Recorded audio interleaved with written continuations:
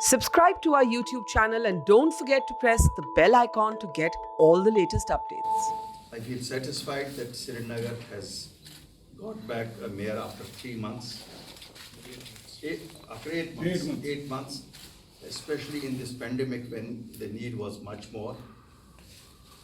And I'm sure as he performed before pandemic, we are sure he will take care of the things. He has just taken over immediately after he got elected. And his priority would be first, how we can help in control of this pandemic.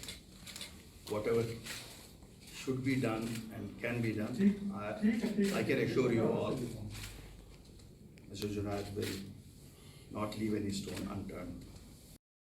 A day after he was elected as the mayor of Srinagar, Junaid Mattu has joined the Apni party, which is led by Altaf Bukhari. In a joint press conference in Srinagar, Mattu said that he's joined the Apni party because of its pragmatic politics. He says that there is a contradiction in the politics of other Kashmir-based parties. They say something else, but they do something else.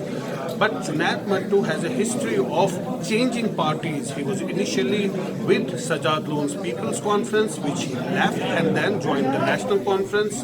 He was the spokesperson of the National Conference, and then he left the National Conference and again joined the People's Conference, which he again left after the abrogation of Article 370. He left that party and now he joined the Apni party. He was earlier the mayor of Srinagar, but then he is again won the elections yesterday and is defeated Sheikh Imran, and he is now taken over as the mayor of Srinagar. So clearly it's a shot in the arm of Apni party, but there are questions that have been asked that while on one hand the People's Alliance for Gupta Declaration leaders are not allowed to hold press conferences, Mehbooba Mufti was barred from holding a press conference. On the other hand, the Apni party is being allowed to hold press conferences, leaders are joining the party. So the People's Alliance for Gupta Declaration have been alleging that there is no level playing field.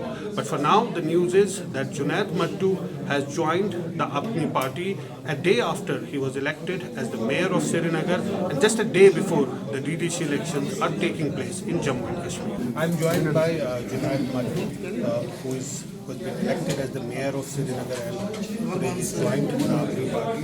Junaid, why did you join this party? You've been a part of many parties in the past.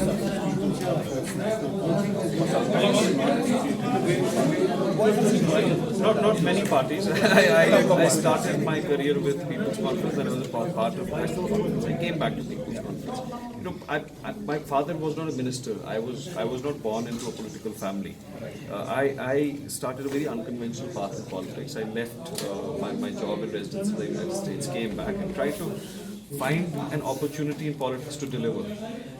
And I have realized firsthand that the traditional mainstream is not interested in delivery. The traditional mainstream is not interested in politics of growth and development. It has become a web of lies and contradictions. आप People's Alliance को ही देख लीजिए, अगर सुबह से शाम तक बैठे उसमें से 300 contradictions निकलेंगी. And if you look at what they have actually delivered, you would realize that no young, well-meaning politician will ever find an opportunity to deliver in the traditional mainstream. The Gupta Alliance is saying there is no level playing field as far as DDC elections are concerned. They say that they are not able to bring the support to the constituency. While others are given free access. And in 96, just tell me, in 96 when National Conference fought elections and Farooq Abdullah was parachuted back from London. क्या उसको national conference के जो assembly candidates ने army camp से election नहीं लड़ा? Did National Conference not make counter-insurgents MLCs? So these allegations coming from National Conference are ironic.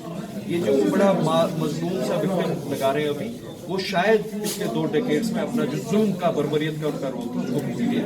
There is a sense also on the ground that now that People's Alliance is saying that they are fighting for the restoration of 370 and 35A.